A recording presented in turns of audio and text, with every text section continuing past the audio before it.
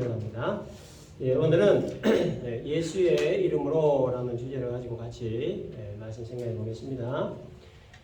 오순절날 임하신 성령의 역사로 말미암아서 기자와 표적이 참 많이 나타났는데 그 중에 오늘 본문은 나면서부터 못 걷던 사람이 치유함을 받게 되고 그래서 걷기도 하고 뛰기도 했다, 그런 내용입니다. 1절에 보면 제9시 기도 시간에 베드로와 요한이 성전에 올라갔다 이렇게 되어 있죠. 9시는 지금 우리나라 시간으로 하면 3시입니다. 오후 3시. 그래서 당시 유대인들은 기도 시간을 정해놓고 하루 3번 기도를 드렸는데 3시, 그러니까 오전 9시, 다음에 6시, 12시, 다음에 9시, 오후 3시 이렇게 3번 정해놓고 기도를 했습니다. 9시, 즉 오후 3시에 하는 기도는 하루를 마무리하는 저녁 기도 시간입니다. 이것은 하나님이 정하신 율법은 아니죠. 유대인이 정한 종교적인 오랜 그 관습이었습니다. 그래서 이 베드로와 요한이 하루를 마무리하는 저녁 기도 시간 제9시에 성전에 올라갔는데 이 시간이 물론 유대인이 정한 기도 시간이기 때문이기도 하지만 그보다는 그 시간이 사람들이 가장 많이 모이는 그런 시간이기 때문에 복음을 전할 수 있는 참 좋은 기회를 여기고 이 시간에 성전에 갔던 겁니다. 갔더니 사람들이 나면서부터 걷지 못하는 사람을 데리고 오죠. 그리고 성전 미문에 두는 것을 보게 됩니다. 이 사람을 성전 미문에 둔 이유는 간단하죠. 구걸을 하도록 하기 위함입니다. 걷지 못하니까 일을 할 수가 없고 생계는 또 유지해야겠기에 구걸을 할 수밖에 없었던 겁니다. 그래서 사람들이 이 걷지 못한 사람이 구걸을 할 수 있도록 사람들이 많이 다니는 이 미문의 앞에다가 데려다 줬는데 이 미문은 beautiful gate로 되어 있어요. 말 그대로 미문, 아름다운 문입니다. 그래서 이 미문이라고 하는 이름이 붙여진 배경이 있습니다. 예루살렘 성전은 총 3차례 지어졌습니다. 한 번은 솔로몬에 의해, 한 번은 스룹바벨에 의해, 그리고 마지막으로는 헤롯에 의해 성전이 지어졌습니다. 그래서 그 이름을 솔로몬 성전이다, 스룹바벨 성전이다, 그리고 헤롯 성전이다 이렇게 칭합니다. 다윗에 의해 성전 건축 재료들이 다 확보가 되었죠. 그리고 이제 확보된 그 성전 재료를 가지고 솔로몬이 7년 만에 성전 건축을 완공하게 됩니다. 그런데 얼마 지나지 않아서 바벨론 느부갓네살 왕에 의해 이 성전이 무너지고 맙니다. 그리고 백성전은 또 포로로 끌려가게 되죠. 바사, 즉 페르시아 고레스 왕의 칙령으로 바벨론 포로 시신제를 마치고 귀환한 유대인들이 성전을 다시 세우기 위해 두 분의 기초 작업을 했습니다만 반대에 부딪혀서 20년 동안 공사가 중단되게 됩니다. 그러다 이제 다리오 1세가 고레스 칙령 시행 명령을 다시 하단하게 됩니다. 그래서 결국 BC 520년경에 성전이 완공되게 됩니다. 이 성전이 스룹바벨 성전인데 스룹바벨을 중심으로 지어졌다 해서 붙여진 이름입니다. 그러나 오랜 기간 동안 많은 전쟁으로 인해서 스룹바벨 성전도 무너져 버리고 그런 상황에서 헤롯 왕이 유대인의 환심을 사기 위해서 이 무너진 스룹바벨 성전을 또 재건을 하게 됩니다. 그래서 이 헤롯이 이 성전을 재건할 때 얼마나 또 화려하게 지었는지 높이 약 23m, 넓이 약 18m 이 문을 짓게 되는데 전부 다 금과 은으로 지었습니다. 이게 미문인데 이제 화려함과 웅장함의 극치를 달리던 그런 문이었습니다. 그런데 이 헤롯 성전도 AD 70년 경에 로마의 그 티토 장군에 의해서 다시 무너지게 됩니다. 그리고 이제 성벽 무너진 이제 성전 그 벽만 남게 되는데 그 벽이 이제 우리가 잘 아는 그 통곡의 그 벽입니다. 아무튼 당시 유대인들이 성전에 기도하기 위해 들어가려면 반드시 이 미문을 통과해야만 했는데 그래서 이 미문은 많은 사람들이 왕래하는 곳이었습니다. 그래서 많은 사람들이 왕래하는 이곳에 이 남에서부터 걷지 못한 사람을 데려다 준 거죠. 많은 사람들이 다니니까 구걸을 많이 할 수 있도록 그렇게 배려를 해준 겁니다. 근데 이 모습만 딱 보면 참 보기가 너무 좋습니다. 아름답습니다. 어려운 사람을 도와주려고 하는 이 사람들의 행동 너무너무 참 아름답게 보입니다. 불결하고 더럽다 내쫓지 않고 구걸이라도 하며 살라고 이렇게 배려해주는 그런 모습이 참 아름답습니다. 그런데요, 그 안을 조금만 들여다보면 실상은 그렇지 않습니다.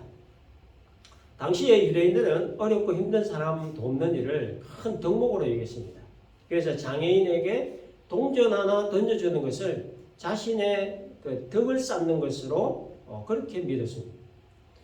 그래서 뭐 장애인을 돕고자 하는 어떤 순수한 마음보다는 자신의 덕을 쌓는 일로서 행했던 일이었다는 거죠. 그래서 하나님께 어떤 칭찬이나 혹은 어떤 보상을 받을 일로 믿고 했던 그런 행동이었던 겁니다. 조금 더 깊이 들어가면은 이들에게 어떤 종교적인 허영심, 남에게 보이고자 하는 태도가 깊게 깔려 있었던 겁니다. 그래서 자신의 그 선행을 남에게 알리고자 하는 외식과 허영심을 충족하기 위한 수단으로 장애인을 이렇게 이용했다는 거예요. 당시 유대인들은 이 외식하는 것을 굉장히 좋아했습니다. 그래서 생활의 한 부분으로 자리 잡고 있었습니다. 그래서 이 미문 앞에서 구걸하고 있는 장애인에게 이 동냥을 할 때에 다른 사람이 안 보이게 뭐 살짝 하는 것이 아니라 오른손이 하는 것을 왼손이 모르게 하라는 예수님 말씀도 있지만 그렇게 하는 것이 아니고 다른 사람이 다 볼 수 있도록 하기 위해서 소리가 나도록 던져주었습니다. 다른 사람이 다 보이도록 주변을 의식하면서 소리가 나도록 동전을 이렇게 던져주었던 거예요. 그래서 이들의 구제 방식이 항상 이런 식이었습니다. 다른 사람들을 의식하고 남는 의식하고 그래서 자기가 어려운 사람 도와준다는 것을 이렇게 공개적으로 알리는 이런 식이었습니다. 그러니까 이 장애인도 그걸 알죠. 그러니까 서로 상부상조하는 겁니다. 그러니까 당신은 나에게 동경한다는 것을 다른 사람에게 보여줌으로써 당신 체면 세우고 덕 쌓아라. 나는 그 돈으로 먹고 살겠다. 뭐 이렇게 상부상조를 하는 거죠. 이게 당시의 분위기가 이랬습니다. 그래서 이 모습을 베드로와 요한이 보았던 겁니다. 그냥 본 것이 아니고 사제를 보면 주목했다 이렇게 기록되죠. 주목했다라고 하는 이 말은 그냥 한번 쓱 이렇게 본 것이 아니고 집중적으로 응시했다 이런 뜻입니다. 구걸하는 그 장애인도 응시했고 또 동경하는 유대인도 응시했다 그런 얘기예요. 상부상조하는 모습을 주목하여 보았던 겁니다. 유대인의 위선도 보았고 또 자기들의 덕을 쌓는 용으로 장애인을 이용하는 그 본 모습도 보았다는 거예요. 또 이런 것을 알면서도 어쩔 수 없이 구걸을 할 수밖에 없는 장애인의 그 속사정도 다 보았던 겁니다. 그래서 이 베드로와 요한은 이 장애인에게 연민을 느끼기 시작합니다. 구걸이라도 하지 않으면 생계가 막막하니 구걸을 할 수밖에 없는 상황이지만 그러나 지금 이 장애인에게 정말 필요한 것은 동전 한 푼이 아니라 일어나 걷는 것임을 보았던 거예요. 그리고 더 필요한 것은 돈이라든지 일어나 걷는 것이라든지 이런 것보다 영혼의 문제라고 하는 것을 이 베드로가 보았던 겁니다. 그래서 장애인에게 있어서 1차적으로 필요한 것은 생계를 위한 돈이었고 2차적으로 필요한 것은 일어나 걷는 것이었지만 그러나 궁극적으로 필요한 것은 이 장애인의 영혼 구원의 문제였음을 베드로와 요한이 보았다라는 거죠. 이 장애인은 매일같이 성전 미문에 앉아서 오고 가는 사람들에게 구걸만 했죠. 그러나 한 번도 성전에 들어가서 기도를 하거나 뭐 예배를 하거나 그런 적이 없었습니다. 그럴 기회가 없었죠. 나면서부터 지금까지 성전의 문턱만 밟았을 뿐입니다. 뭐 자기의 어떤 영혼에 대해서는 생각할 겨를이 없는 거예요. 하루하루 구걸하여 얻은 동전 몇 푼으로 겨우 뭐 목숨줄만 붙들고 있을 정도인데 뭐 자기의 어떤 영혼을 생각하고 이럴 기회가 없는 여유가 없는 거예요. 그래서 이 현실적인 문제 해결을 위해서 성전에까지 왔지만 안으로 들어갈 기회는 없었던 겁니다. 어쩌면 기도하는 일, 뭐 예배하는 일도 사치라 이렇게 생각했을 수도 있을 겁니다. 또 기도하러 들어가는 많은 유대인들 역시도 이 장애인의 영혼에 대한 관심이 없었어요. 그저 뭐 돈 한 푼 던져주면서 자신의 공덕을 쌓는 것에만 관심이 있었지 뭐 장애인의 이 영혼에 대해서는 뭐 아무도 관심을 가지지 않았던 겁니다. 당시의 유대인들은 나면서부터 불구자로 태어나는 자는 그 부모의 죄 때문이거나 혹은 본인의 죄 때문에 그렇게 되었다. 이런 생각을 일반적으로 하고 있었습니다. 그래서 선천적인 병이나 장애는 죄로 인한 저주에서 온다는 것이 유대인들의 일반적인 생각이었어요. 장애인 당사자도 그렇게 생각을 했고 또 다른 유대인들도 모두 그렇게 생각을 했습니다. 그래서 뭐 영혼에 대한 생각이라든지 뭐 관심을 가진다는 것은 생각조차 할 수 없는 사치로 여길 수밖에 없는 그런 일이었어요. 그래서 이 장애인 본인도 또 다른 사람도 아무도 영혼에 대한 관심을 가지지 않았던 겁니다. 그런데 이 베드로와 요한은 이 장애인을 보면서 현실적인 문제를 봤죠? 함께 영혼의 문제를 동시에 보았던 겁니다.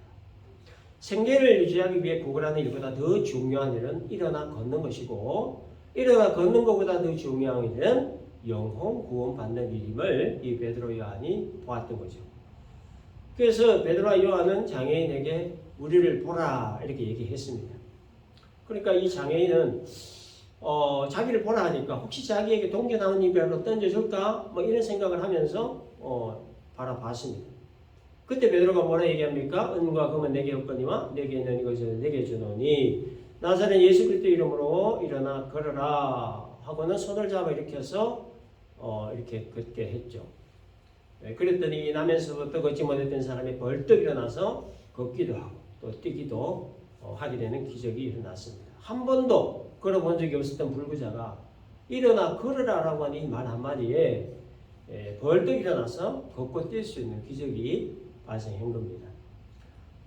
이 기적을 본 사람은 10절 끝에 보니까 그에게 일어난 일로 인하여 심히 놀랍게 여기면 놀라니라 이렇게 표현합니다.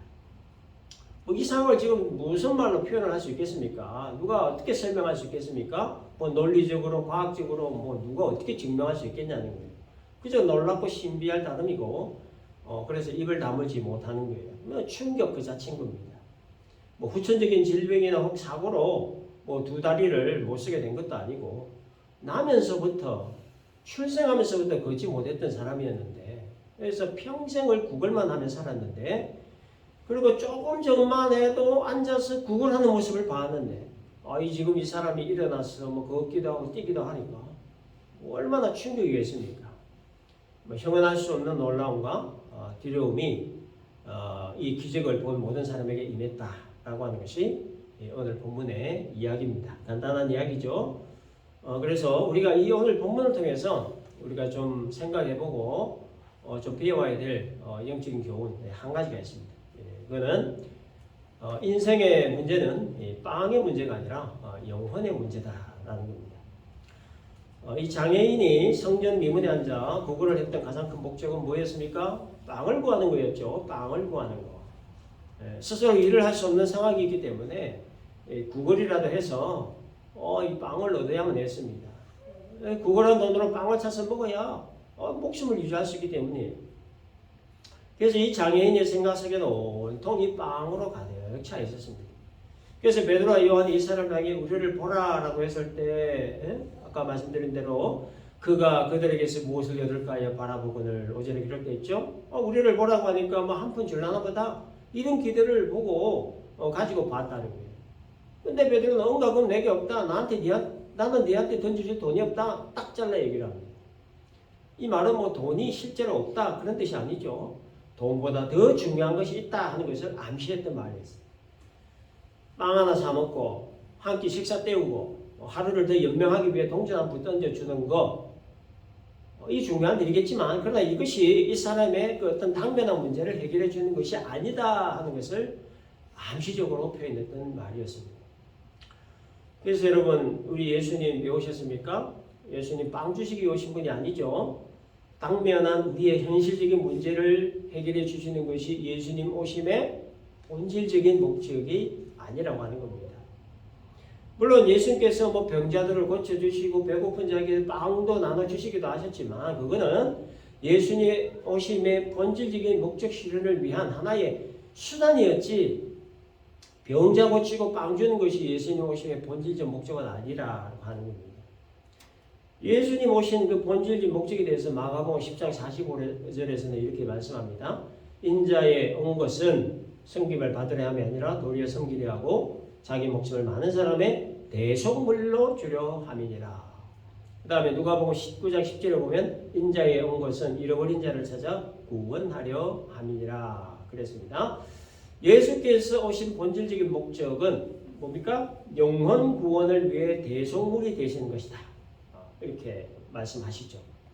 죄인들의 죄를 대신 짊어지고 대신 죽어주심으로 죄로부터 해방, 즉 구원을 얻게 하시기 위해 오셨다는 것이 예수님 오심의 본질적인 목적이라고 하는 거예요. 빵의 문제는 2차적인 겁니다. 그래서 예수님의 제자들에게 또 오늘을 살아가는 우리 그리스도인들에게 무엇을 먹을까, 무엇을 마실까, 무엇을 입을까 염려하지 말라. 이런 것들은 다 이방인들이 구하는 것이라고 하셨던 거예요. 그래서 인생의 문제는 빵의 문제가 아니라 빵보다 더 높은 차원에 있는 것이다 라는 의미의 말씀이죠. 그렇다면 이 빵보다 더 높은 차원에 있는 건 뭘까요? 여러분 지금 우리가 사는 이 세상, 이 시대는 과히 돈에 최고의 가치를 두는 세상입니다. 부정할 수 없는 현실이죠. 돈만 있으면 못하는 것이 없는 그런 세상입니다. 돈이 신이 되어 있죠. 돈이면 무엇이든 다 할 수 있다는 생각들을 거의 모든 사람들이 다 가지고 있는 것 같습니다.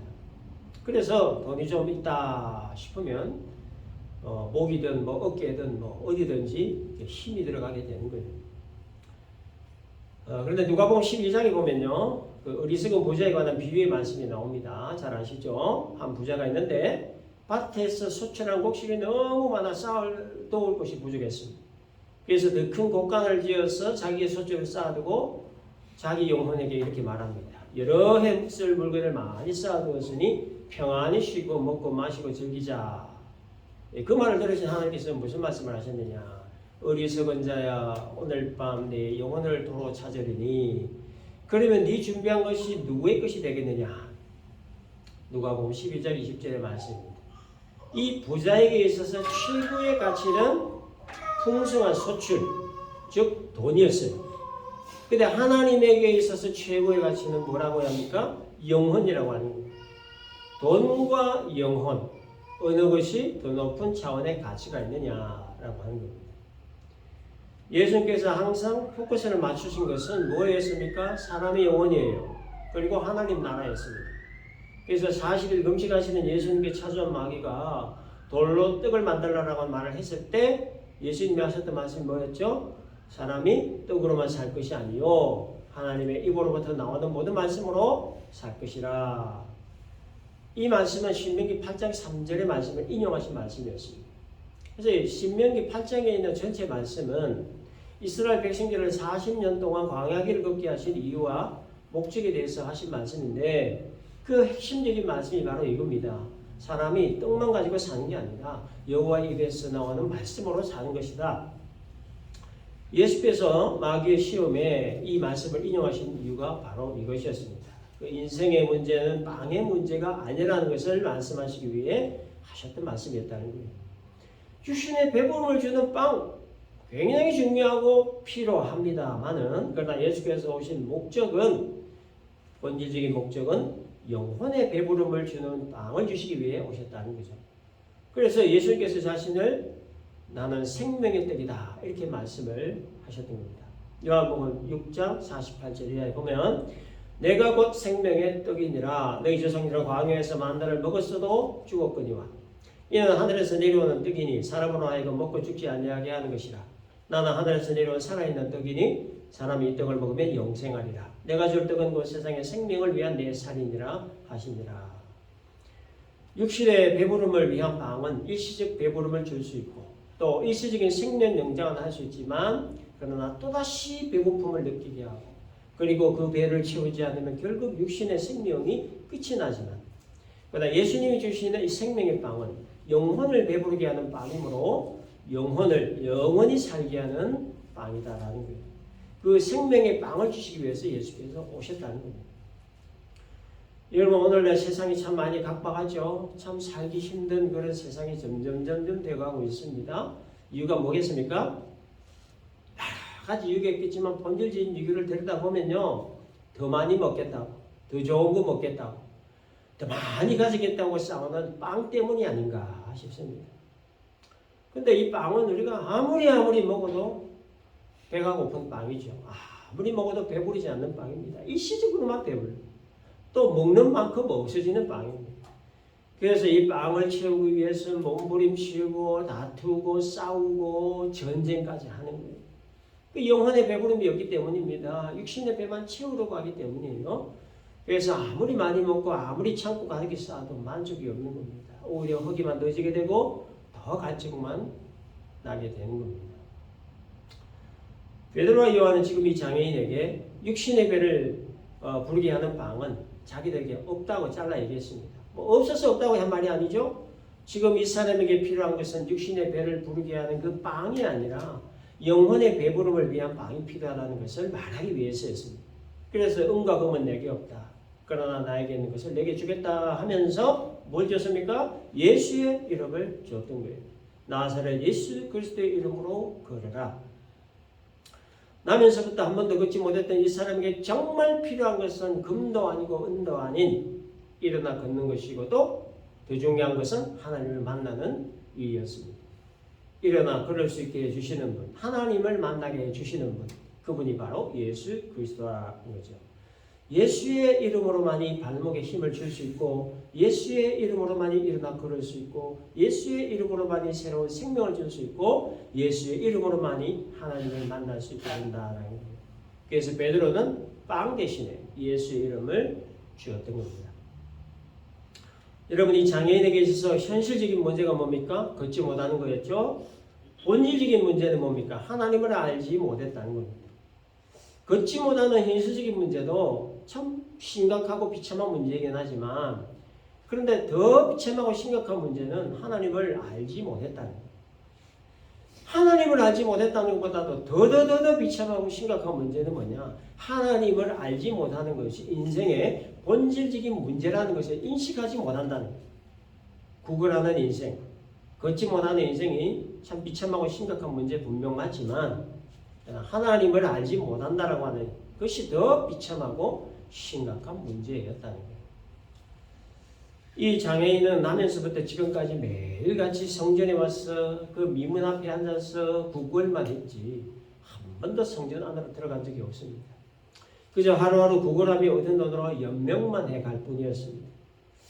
과연 이 사람에게 그 삶의 의미라든지 삶의 목적이라고 하는 거 이런 것이 과연 있었을까?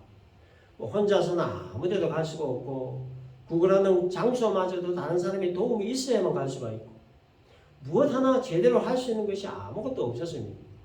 더군다나 선천적으로 장애인으로 태어나는 건 부모의 죄 때문이다, 뭐 하나님의 저주다, 뭐 이런 인격적인 모독까지 받으니 정신적으로도 얼마나 힘들고 피폐해 죽겠습니까? 그래서 이 사람에게 소원 한 가지가 있다고 하면 뭐 당연히 일어나 걷는 것이었습니다. 나도 다른 사람들처럼 걸을 수 있으면 좋겠다. 나도 이제 더 이상 구걸하지 않고 내 다리로 일해서 번 돈으로 살면 좋겠다. 아마 이런 것이었지 않았을까 싶습니다. 그런데 현실은 못 걷고 있어요. 한 번도 걸어본 적이 없습니다. 또 앞으로도 영원히 걸을 수 있는 가능성이 없어요. 그래서 아마도 이 사람은 모든 것을 포기하며 살았을지도 모르겠습니다. 세상 말로 팔자련이 하고 살았을지도 모르겠습니다. 부정할 수 없는 현실을 받아들이고 연명을 위해 구걸하는 것이 자기 운명이라 생각하며 살았을 것입니다. 그래서 동전 하나 던져주면 감사하고 2개 던져주면 횡재했다 하는 생각에 기뻐했을 겁니다. 그렇게 현실을 받아들이고 모든 것을 포기하고 소망 없는 삶을 그저 그렇게 하루하루 살았을 거라는 거예요. 한 번도 걷지 못했고 또 앞으로도 그럴 수 있는 가능성 없고 하나님도 모르고 육신도 엉망, 영혼도 엉망이었습니다. 그런데 이 사람에게 기회가 왔어요. 그럴 수 있는 기회가 왔고 하나님을 알 수 있는 기회가 왔습니다. 새로운 생명을 얻을 수 있는 기회가 왔고 영혼을 배부르게 할 수 있는 기회도 왔습니다. 그것이 바로 예수 그리스도의 이름이라는 거예요. 예수 그리스도의 이름으로 이 장애인은 당면한 현실적인 문제와 인생의 본질적인 문제, 영혼의 문제까지 단번에 해결되었다는 거예요. 여러분, 우리 눈에 보이는 현실적인 문제 해결을 위해서 현실적인 것으로 접근하면 답이 나오질 않습니다. 현실적인 문제보다 한 차원 더 높은 것으로 접근을 해야 답을 얻을 수 있다는 거예요. 개인에게 일어나는 일, 또 가정에서 일어나는 일, 세상에서 일어난 모든 일들은 모두 다 하나님과 연관되어 있기 때문입니다. 어느 것 하나 하나님과 연관되지 않은 것이 없습니다. 칼빈 선생이 나뭇잎 하나 떨어지는 것도 다 하나님의 섭리에 의해서 되어진다. 공중에 날아다니는 새도 들에 피는 백합화 하나도 다 하나님의 섭리에 의해서 되어지는 일이라고 말씀하셨어요. 어느 것 하나 하나님과 연관되지 않은 것이 없다는 겁니다. 그래서 우리들 삶에 나타나는 모든 현실적인 문제는 하나님과 연관되어 있다는 것. 이거를 볼 수 있는 눈이 우리에게 필요하다는 거예요. 그러므로 우리들 삶에 나타나는 현실적인 모든 문제들은 하나님을 끼고 접근해야 합니다. 빵의 문제, 하나님을 끼고 접근해야 하죠. 가정 문제, 하나님을 끼고 접근해야 합니다. 사회에서 일어나는 각종 문제들, 하나님을 끼고 접근해야 돼요. 세계 곳곳에서 일어나고 있는 테러와 전쟁들, 하나님을 끼고 접근해야 합니다. 어느 것 하나 하나님과 연관되지 않은 것이 없기 때문이죠. 따라서 하나님과 연관되어 있는 문제들은 하나님으로부터 답을 찾아야 얻을 수 있다는 거예요. 눈에 보이는 육적인 것으로 답을 찾으러 하기 때문에 문제가 본질적으로 해결이 되지 않고 그래서 항상 같은 문제들이 반복이 되는 겁니다. 이 문제 생기면 이렇게 때우고 저 문제 생기면 저렇게 때우고 항상 이렇게 임시방편으로 땜빵만 하기 때문에 어떤 문제가 근원적으로 해결이 되지 않는다. 그래서 우리의 삶에 나타나는 모든 문제들은 무엇과 같으냐? 수면 위에 떠올라 있는 빙산의 일곱과 같은 거예요. 전체 빙산의 10%도 채 안 되는 수면 위에 떠 있는 빙산. 그 우리의 인생의 그 모든 문제들이 바로 이 수면 위에 떠 있는 10%와 같은 빙산과 같은 것이라. 수면 밖으로 드러나지 않은 90%의 수면 밑에 있는 것을 보지 못하고 10%도 채 안 되는 빙산의 일각에서 우리는 야옹야옹하면서 살아가고 있다는 거예요. 우리들 삶에 나타나는 여러 가지 현실적인 문제들을 근원적으로 접근하지 않는다라는 말입니다. 그래서 같은 문제들이 계속해서 반복적으로 나타나는 겁니다.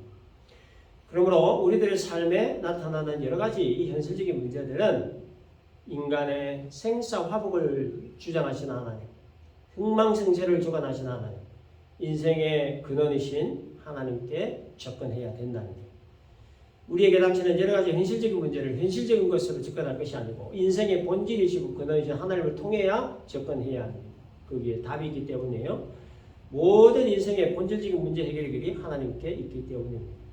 그래서 말 못할 개인의 문제가 있으면 그 문제를 근원으로 해결할 수 있는 하나님께 문제를 들고 나가야 되죠. 말 못할 가정 문제가 있으면 그 문제를 근원적으로 해결할 수 있는 하나님께 들고 나가야 되죠.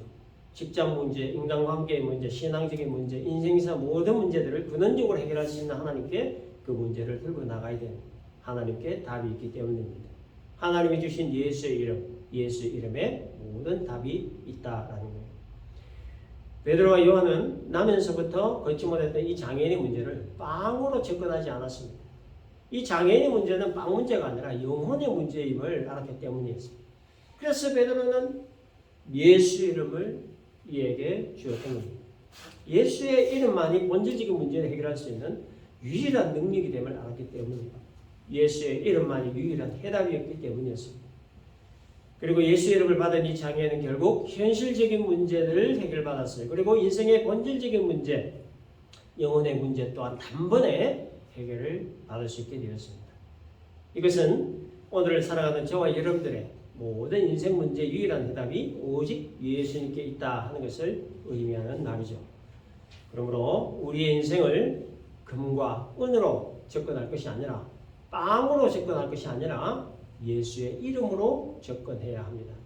모든 인생 문제의 근원적 해결을 위해 우리는 예수의 이름을 불러야 된다라고 하는 거예요. 그래서 오늘 이 말씀 잘 기억하시고 우리의 생사화복과 흥망성쇠를 주장하시는 우리 하나님께 그리고 모든 문제 해결의 유일한 답을 갖고 계시는 우리 주 예수 이름을 우리가 항상 찾고 구하고 그 이름을 부름으로 말미암아 우리의 당면한 문제 모든 위기들을 근본적으로 해결받는 그런 복된 인생 되실 수 있기를 주님의 이름으로 축원합니다.